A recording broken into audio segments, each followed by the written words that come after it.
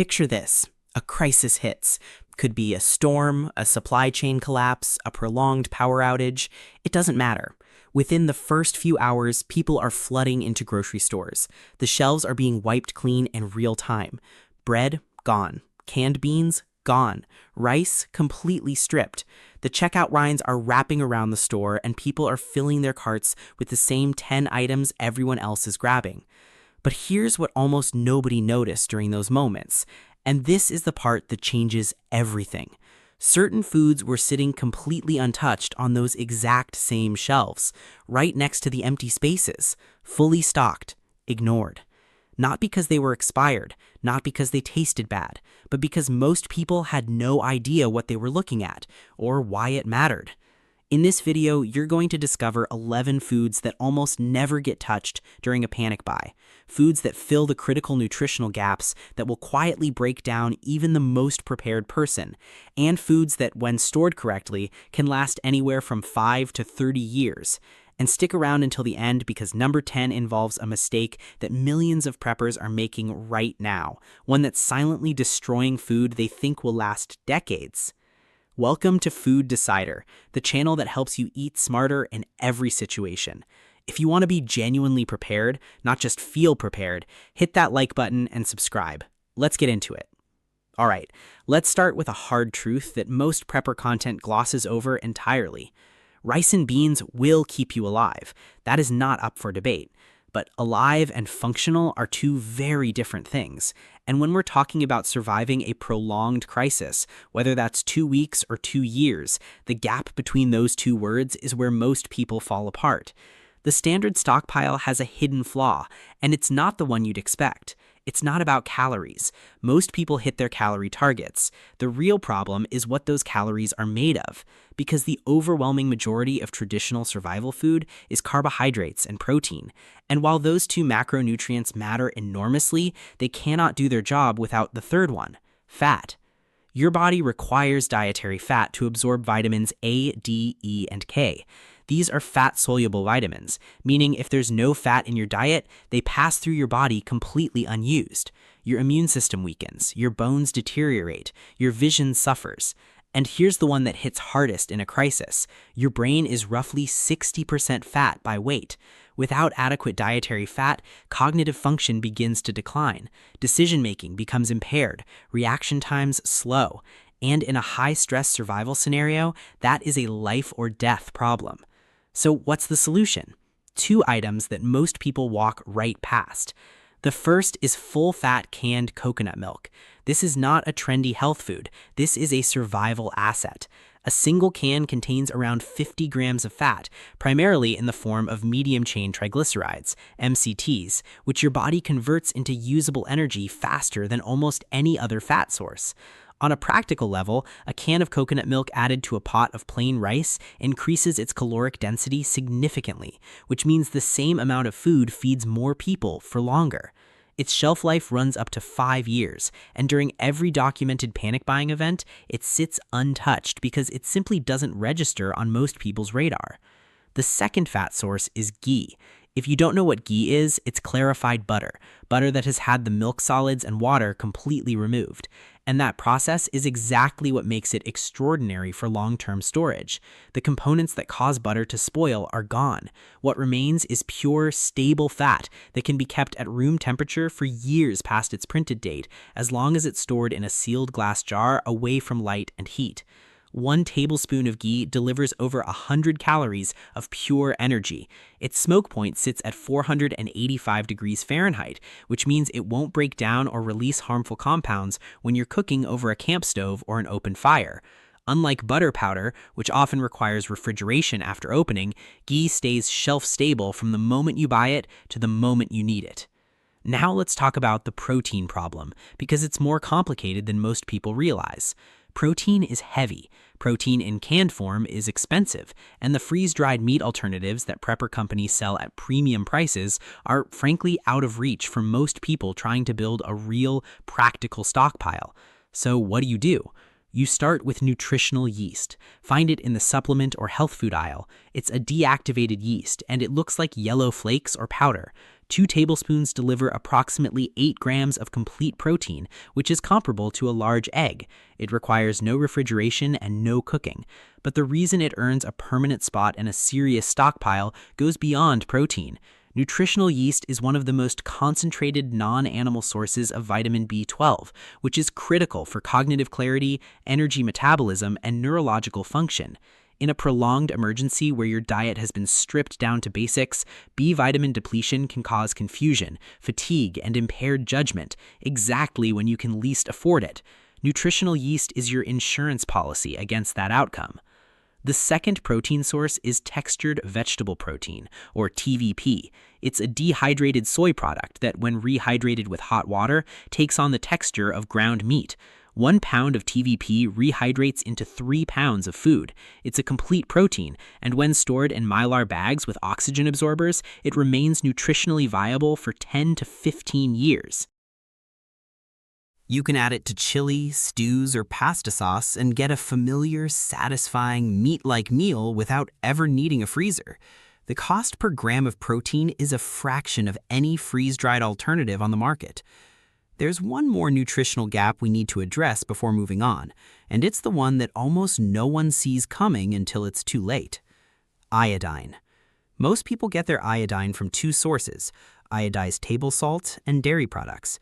In a prolonged disruption, both of those become scarce or disappear entirely, and iodine deficiency doesn't announce itself loudly. It creeps in.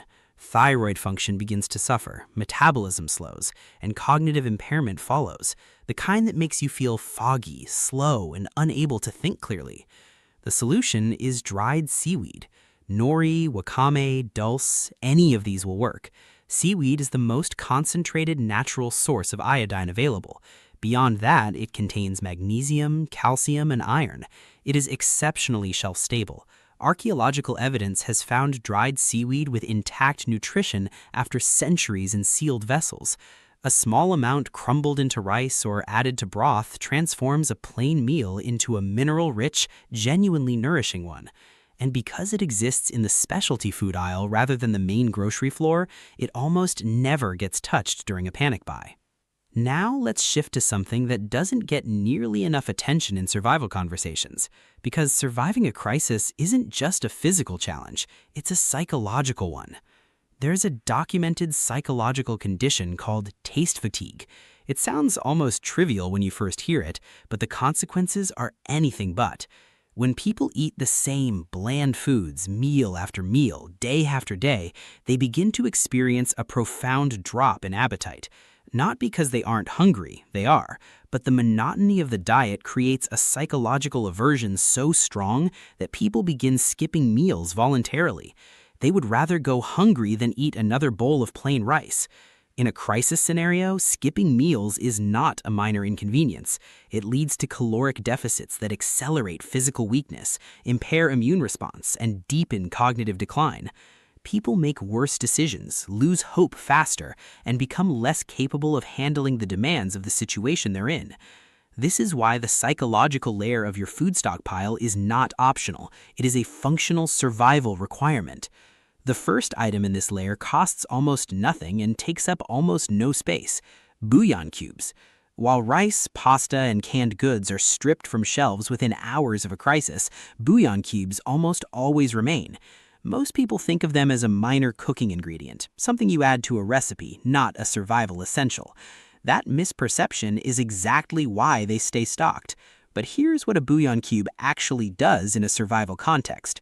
Dropped into a pot of plain rice or boiling water, it delivers sodium and essential minerals that support electrolyte balance, which matters enormously when you're under physical and psychological stress. And it transforms a bowl of plain starch into something that tastes like a meal. That psychological shift is real, and it matters. For long-term storage, remove the cubes from their original cardboard packaging. Cardboard absorbs moisture and destroys them over time, and transfer them into glass mason jars with a silica gel packet to keep humidity out.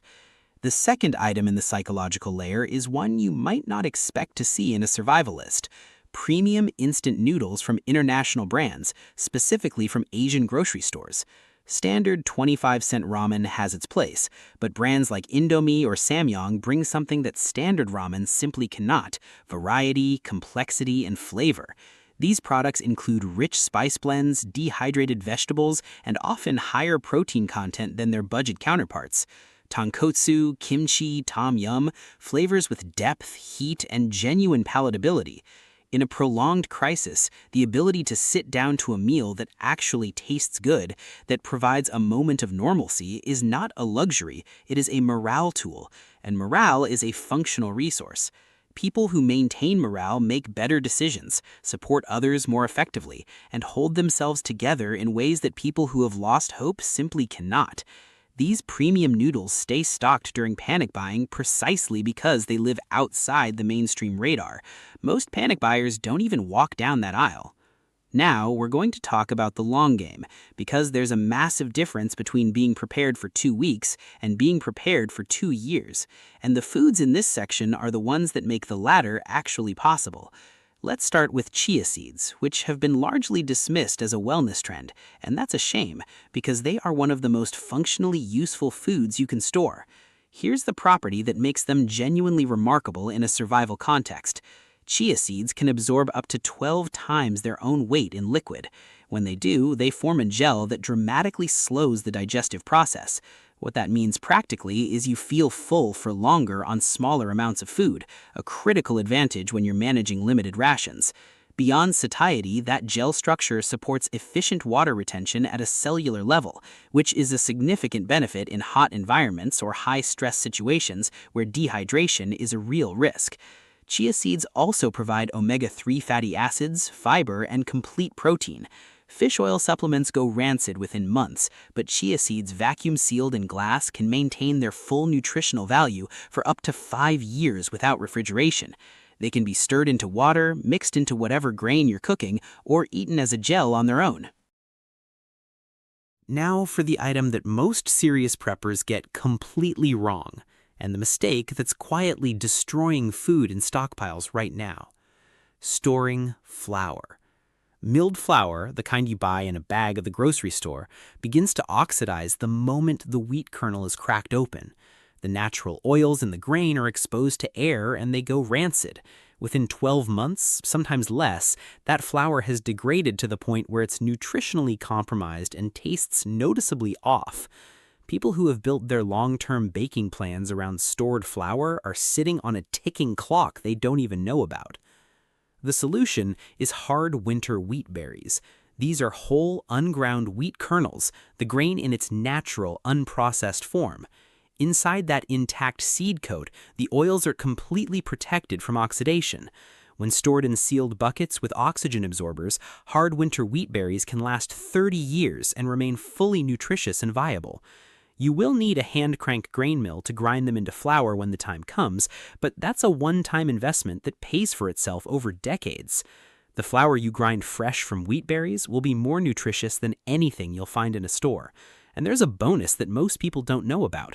Wheat berries can be sprouted in water, and those sprouts provide vitamin C along with living enzymes, a critical defense against scurvy in long-term scenarios where fresh produce is completely unavailable.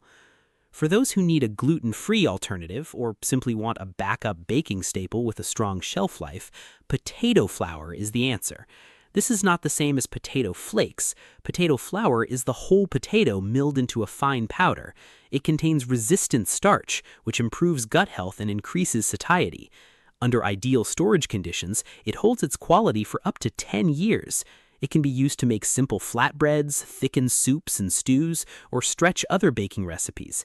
And because it's a niche item that most people don't even recognize, it consistently remains available on shelves when every other baking supply has been bought out. The final item brings us back to that mistake being made in stockpiles right now. And this time, it involves one of the most common survival foods people think they've already handled: powdered milk. Powdered milk is a genuinely excellent survival food. Calcium, vitamin D, high-quality calories, and enough versatility to be used for drinking, baking, or even making simple soft cheeses. The problem isn't the food itself. The problem is how almost everyone stores it. Most people leave powdered milk in its original cardboard or thin plastic packaging, and that packaging allows oxygen and moisture to penetrate continuously. Under those conditions, the nutritional quality of the milk degrades rapidly, within a year, sometimes less. People think they have a decade's worth of dairy stored. They actually have food that will be nutritionally hollow within 12 months. The fix is straightforward. Repackage your powdered milk into heat-sealed Mylar bags with oxygen absorbers. Mylar creates a barrier that oxygen cannot penetrate. The oxygen absorbers pull out any residual oxygen trapped inside the bag before it's sealed. Under those conditions, whole powdered milk extends to a shelf life of 20 years. Same food, completely different outcome, just because of how it's stored.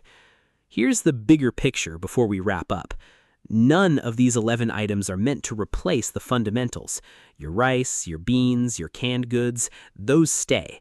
What these items do is build the second layer that the standard list was never designed to provide, the fat that keeps your brain functioning, the protein that doesn't require a freezer, the minerals that prevent silent, creeping deficiencies, the flavors that keep people eating when monotony would otherwise make them stop, and the storage techniques that turn a 1-year supply into a 20-year one.